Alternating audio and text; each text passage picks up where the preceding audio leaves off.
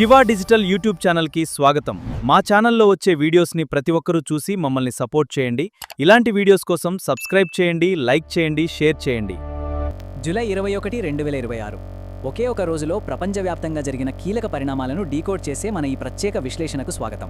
అంతర్జాతీయ ఘర్షణల నుంచి స్థానిక సమాజంపై పడే ప్రభావాల వరకు అసలు ఏం జరుగుతుందో స్పష్టంగా, క్రిస్ప్గా అర్థం చేసుకుందాం.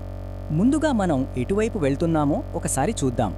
గ్లోబల్ జియోపాలిటిక్స్తో మొదలుపెట్టి మన జాతీయ వ్యవహారాలు, ఎకానమీ అండ్ మార్కెట్ ట్రెండ్స్, ఆ తర్వాత సైన్స్ అండ్ టెక్నాలజీ, చివరగా సమాజం, క్రీడల గురించి మాట్లాడుకుందాం. సరే, ఇక ఏమాత్రం ఆలస్యం చేయకుండా డైరెక్ట్గా విషయంలోకి వెళ్ళిపోదాం. మొదటి విభాగం ప్రపంచవ్యాప్తంగా ఘర్షణలు మరియు భౌగోళిక రాజకీయాలు. ప్రపంచవ్యాప్తంగా ఉద్రిక్తతలు ఒక రేంజ్లో పెరుగుతున్నాయి. ఆలోచించండి, బందర్ అబ్బాస్, కేష్మ్ ఐలాండ్ మరియు ఇస్ఫహాన్ ప్రాంతాలపై అమెరికా వరుసగా 10వ రోజు కూడా వైమానిక దాడులు జరుపుతూనే ఉంది. ఇంకోవైపు చూస్తే ఎర్ర సముద్రంలో టెన్షన్స్ మామూలుగా లేవు. బాబెల్ మ్యాండెబ్ జలసంధిని తప్పించుకోవడానికి 5 భారీ ట్యాంకర్లు తమ రూట్నే మార్చుకున్నాయి. అటు ఇరాన్ కూడా ఏమాత్రం తగ్గకుండా ఏకంగా అమెరికా CIS స్థావరాలపైనే డ్రోన్ దాడులకు దిగింది. పరిస్థితి ఎంతగా అదుపు తప్పుతోందో చెప్పడానికి ఇవి స్పష్టమైన ఉదాహరణలు. ఇదంతా ఒక ఎత్తైతే, హార్ముజ్ జలసంధి దగ్గర ఇరాన్ చేసిన హెచ్చరిక ఇంకో ఎత్తు. ప్రపంచ చమురు సరఫరాను అడ్డుకుంటూ ఒక్క చుక్క చమురును కూడా వెళ్లనివ్వబోమని తేల్చి చెప్పింది. అసలు ఈ మాట వింటేనే రాబోయే ఎకనామిక్ ఇంపాక్ట్ ఎంత భయంకరంగా ఉండబోతోందో మనం అర్థం చేసుకోవచ్చు. ఇక దౌత్యపరమైన పరిణామాలు గమనిస్తే అమెరికా, సౌదీ అరేబియా మధ్య ఒక ఆసక్తికరమైన పౌర అణు ఒప్పందం కుదిరింది. ఇక్కడ ఒకవైపు సౌదీకి యురేనియం శుద్ధి చేసుకునేందుకు గ్రీన్ సిగ్నల్ ఇచ్చారు.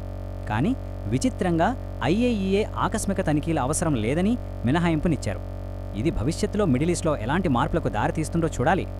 అంతర్జాతీయ రాజకీయాల గురించి మాట్లాడుకునేటప్పుడు బ్రిటన్ను మర్చిపోగలమా? ఇక్కడో ఆశ్చర్యకరమైన విషయం ఉంది. కేవలం 10 ఏళ్ల కాలంలో బ్రిటన్ ఏకంగా 7 ప్రధానమంత్రులను చూసింది. అవును, కీర్ స్టార్మర్ స్థానంలో యాండీ బర్న్హామ్ అధికారికంగా 7వ ప్రధానిగా పగ్గాలు చేపట్టారు. చాలా ఫాస్ట్గా మారిపోతున్నారు కదూ. ఇప్పుడు మన ఫోకస్ను గ్లోబల్ టెన్షన్స్ నుంచి మన జాతీయ వ్యవహారాల వైపు మళ్లిద్దాం. దేశీయ రాజకీయ వాతావరణం కూడా అంతర్జాతీయ వార్తలకు ఏమాత్రం తీసిపోవడం లేదు. పార్లమెంట్ వర్షాకాల సమావేశాలు వాడివేడిగా సాగుతున్నాయి. నీటి ఇష్యూపై ప్రతిపక్షాలు సభను స్తంభింపజేశాయి. రాహుల్ గాంధీ, ప్రియాంక గాంధీలను అదుపులోకి తీసుకోవడం, CJP మద్దతుదారుల పార్లమెంట్ మార్చుతో వాతావరణం బాగా వేడెక్కింది. దీనికి తోడు సుప్రీంకోర్టులో కొత్తగా 4 న్యాయమూర్తులను చేర్చే బిల్లు, అలాగే వందే మాతరంకు జాతీయ గీతం హోదా కల్పించే బిల్లును ప్రవేశపెట్టడం ఇక్కడ మనం గమనించాల్సిన కీలకమైన అంశాలు. రాజకీయాలు ఒక పక్కనుంటే మరో పక్క ప్రకృతి కన్నెర్ర చేస్తోంది. తీవ్రమైన వర్షాలు దేశాన్ని కుదిపేస్తున్నాయి. సిక్కింలో కొండచర్యలు విరిగిపడటంతో NHPC టన్నెల్ బ్లాక్ అయ్యి 7 ప్రాణాలు కోల్పోయారు. దాదాపు 27 మంది లోపల చిక్కుకుపోయారు. ఇక జమ్మూ కాశ్మీర్లో వరదల వల్ల మరణాల సంఖ్య 12కి చేరింది. మస్సూరీ డెహ్రాడూన్ హైవే అయితే భారీ వర్షాలకు ఏకంగా కుంగిపోయింది. ఇవన్నీ వినడానికే చాలా ఆందోళనకరంగా ఉన్నాయి. సరే, ఈ జాతీయ, అంతర్జాతీయ కుదుపులు మన జేబుల మీద, అంటే ఆర్థిక వ్యవస్థ మీద ఎలాంటి ప్రభావం చూపుతున్నాయో ఇప్పుడు 3వ విభాగంలో చూద్దాం.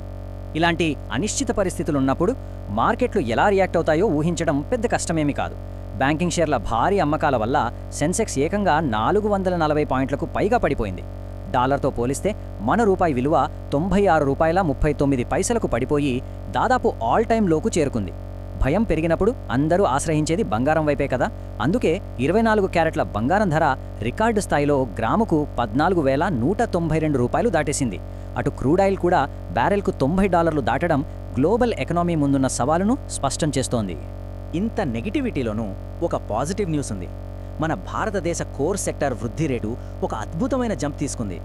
మే నెలలో 3.2% ఉన్న వృద్ధి జూన్ నాటికి ఏకంగా 5.0% పెరిగింది. ఇది నిజంగా మన ఆర్థిక వ్యవస్థకు ఒక మంచి బూస్ట్ అని చెప్పొచ్చు. దీనికి తోడు మరో ఉపశమనం కలిగించే డేటా, మన దేశ డెప్ట్ టు GDP రేషియో కాస్త తగ్గి 2026 ఆర్థిక సంవత్సరానికి 58.2%గా నమోదైంది. స్థూల ఆర్థిక వ్యవస్థ కోణంలో చూస్తే ఇది ఖచ్చితంగా ఒక పాజిటివ్ ఇండికేటర్. ఆర్థిక విషయాలను పక్కన పెడితే సైన్స్ అండ్ టెక్నాలజీ విభాగంలో కొత్తగా ఏం జరుగుతోందో తెలుసుకుందాం. పబ్లిక్ హెల్త్ సెక్టర్లో ఒక పెద్ద బ్రేక్ త్రూ వచ్చింది. క్యూడెంగా వ్యాక్సిన్కు ఆమోదం లభించింది.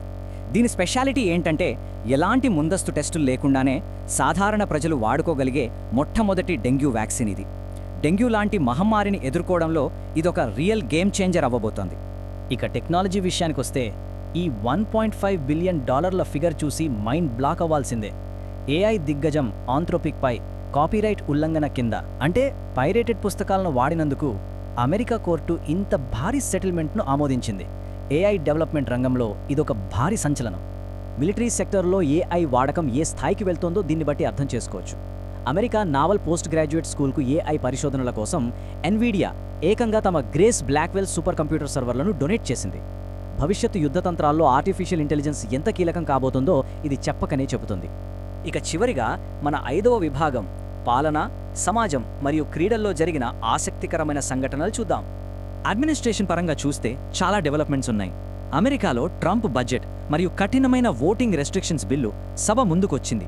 దానికి తోడు న్యూజెర్సీలో నాన్ సిటిజన్ ఓటింగ్ డేటాను కూడా అడుగుతున్నారు.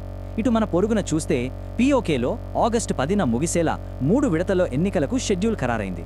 ఈ 2 ప్రాంతాల్లోని రాజకీయ సమీకరణాలు ఆసక్తికరంగా మారుతున్నాయి.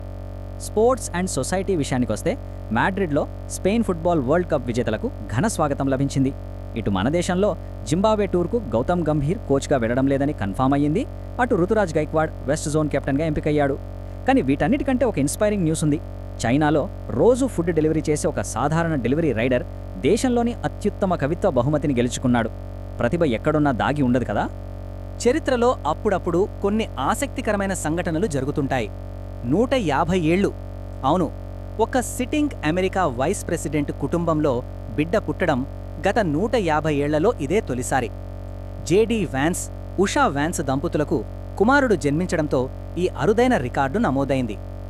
ఇంతటితో ఈరోజు ఎక్స్ప్లెయినర్ సెషన్ ముగింపుకు వచ్చేశాం. అయితే వెళ్లే ముందు ఒక ప్రశ్న మిగిలిపోతుంది.